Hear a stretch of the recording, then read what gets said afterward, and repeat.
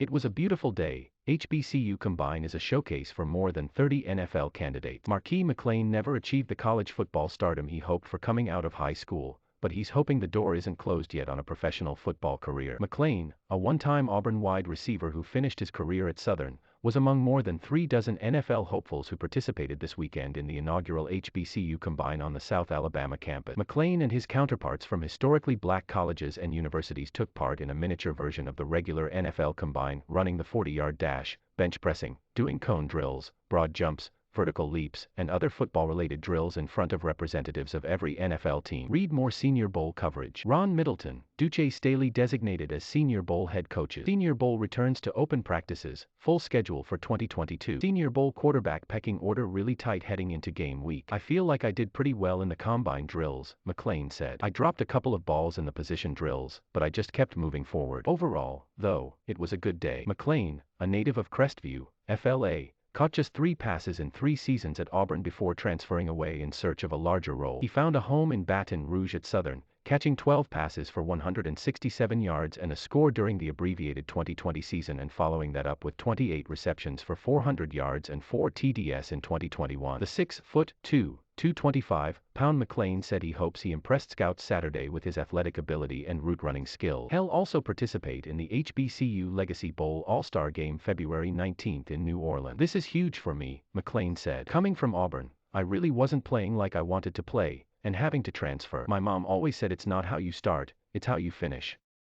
Me being able to finish my college career and be invited to the HBCU Combine is a blessing. Virginia State offensive lineman Zachary Wilcox participates in the 3-cone drill at the inaugural HBCU Combine at the Jaguar Training Center on the South Alabama campus on Saturday, January 29, 2022. McClain was among several players at the HBCU Combine who began their careers at Power 5 schools, a list that also includes former Prairie View AM quarterback Jawan Pass, Hampton quarterback Jet Duffy and running back Kingston Davis, who signed with Michigan out of Prattville High School in 2016. The 6'225-pound Davis was among the more impressive physical specimens at the Combine, but had a circuitous and troubled route through college football. Davis lasted only 1 season at Michigan before a lack of playing time led him to transfer to Independence Community College in Kansas. After getting kicked off the team at ICC, he landed back in Alabama at UAB, but was indefinitely suspended following a domestic violence-related arrest just 4 games into his tenure with the Blazers. Davis eventually wound up at Miles College, a Division II school in Birmingham, where he rushed for 721 yards and 6 touchdowns in 2021. He said he's hoping to move beyond his past and make a career for himself in professional football. I felt like I put some good things out there today, just letting the scouts see me, Davis said. This opportunity means everything. I've had a journey, and I am just blessed to be out here, and to be able to keep playing and pushing for my goal. Alabama A&M tight end Dee Anderson catches a pass at the inaugural HBCU Combine at the Jaguar Training Center on the South Alabama campus on Saturday, January 29, 2022. Unlike McClain, Davis, and others, Ezra Gray played his entire career on the HBCU level at Alabama State. He had a decorated tenure with the Hornets, 3 times earning all SWAC honors, twice at running back and once as a kick returner. Gray, a Lynn Haven, FLA, native, was even more celebrated off the field, becoming Alabama State's second-ever National Football Foundation Scholar Athlete after graduating with a 4.0 grade point average in computer information systems. The 5'7", 174-pound speedster said Saturday he felt like he made the most of his time in Mobile. It was a quick turnaround coming from training, but just to be able to come out here and show off my talent for scouts,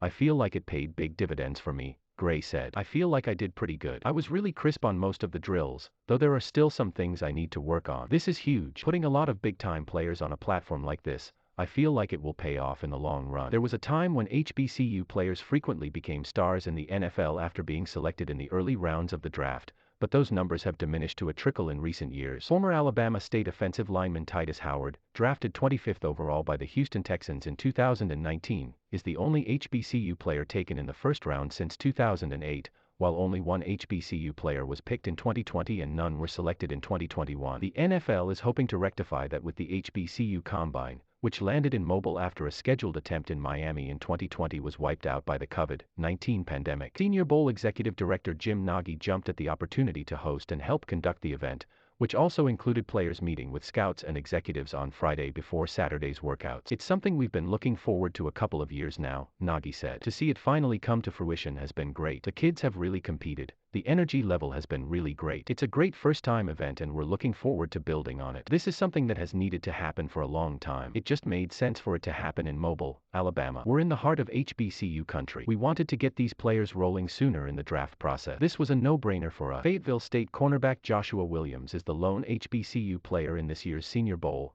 which takes place February 5th at Hancock-Whitney Stadium. Senior Bowl players began arriving in town this weekend and will begin practice on Tuesday. The Senior Bowl game kicks off at 1:30 p.m. next Saturday, with NFL Network providing television coverage. For a full schedule of Senior Bowl week events, complete team rosters or to purchase tickets, visit www.seniorbowl.com.